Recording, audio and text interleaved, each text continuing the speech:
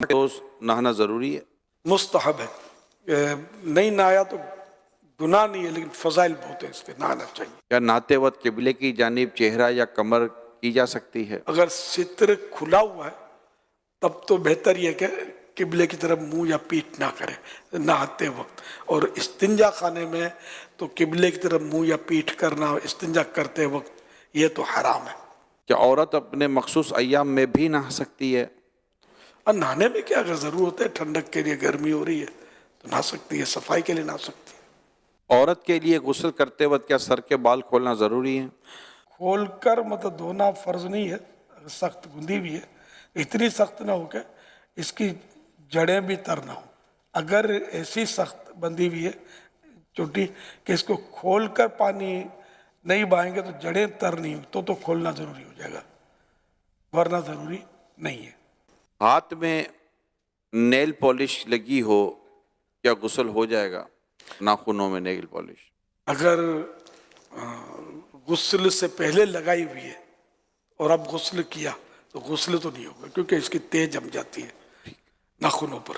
क्या गुस्ल बैठ के करना चाहिए खड़े होकर? बैठकर सुन्नत है और सित्र भी छुपा हुआ हो।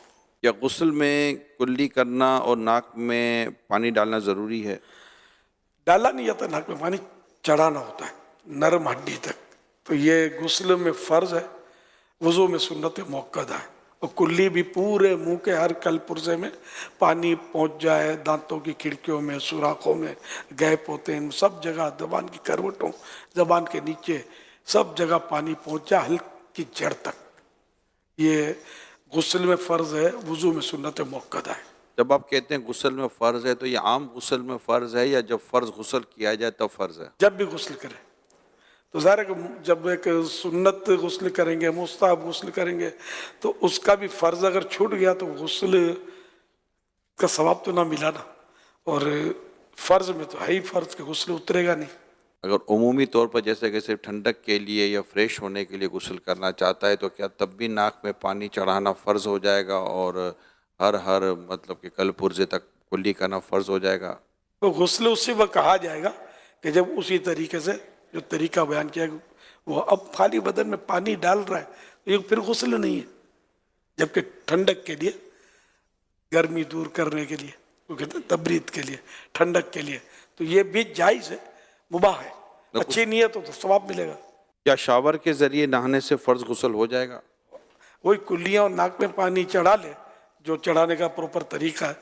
बाकी सारे बदन पर जो आज़ा, जो पार्ट्स गुस्ल में धोने फ़र्ज हैं, तो वो अगर धुल गए तो दो दो कतरे कम से कम बह गए हर जगह से तो गुस्ल तो फ़र्ज उतर जाएगा। बात जगह ऐसी होती है बदन में कि जिनकी एहतियात न की जाए तो उससे पानी बहता नहीं है, तो वो ऊंचा नीचा होकर वो पानी बहाना पड़ेगा। इसके लिए मैं मशवरा दूंगा कि जो जो शावर में नहाते हैं, क्योंकि आजकल जो भी शावर बाथरूम में लग रहे हैं वो एक छत के शावर लगते हैं और भी वो फिक्स शावर होते हैं। अगर उसके साथ साथ आप हैंड शावर ज़रूर लाजमी तौर पर लगा दें, क्योंकि बाज़ जगहों पर पानी हैंड शावर हाथ में लेकर पानी पहुंचाने में आपके लिए ज़्यादा आसानी होगी।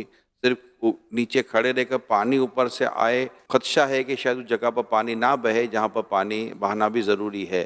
तो बदन को मलना भी सुन्नत है जी, हर जगह को मलना है। क्या गुस्ल करते हुए कान के अंदर पानी डालना भी ज़रूरी है? कान की जो बाहर की सतह है ना ये धुलनी है, अंदर सुराख में पानी तो नुकसान करेगा डालेंगे तो। बाहर की सतह पर पानी बह जाए, आप बह जाए, गुस्ल में यूं यूं करते हैं ना तो मतलब पानी का चांस तो है कि बह जाए। बाज़ औक़ात है कि मेल जमे हुए होते हैं ये कान की इधर, मेल इतना सख्त होता है कि शायद पानी ना बहे। ये मेल को उंगली से साफ किया जाए। ये ऊपर के ही सतह में होता है, ये इस हिस्से में ये भी थोड़ा थोड़ा फोल्ड होते हैं, कान तो यहाँ भी थोड़ा हिला जुला कर मेल की तेज जमी हुई तो उसको छुड़ाना ये फर्ज है। ये है तो दुरुस्त, लेकिन बाज़ औक़ात ऐसी जगह पर ये मेल वगैरह जम जाता है जिसका पता नहीं चलता। तो इस तरह की मतलब कोई चीज़ रेज है जिसके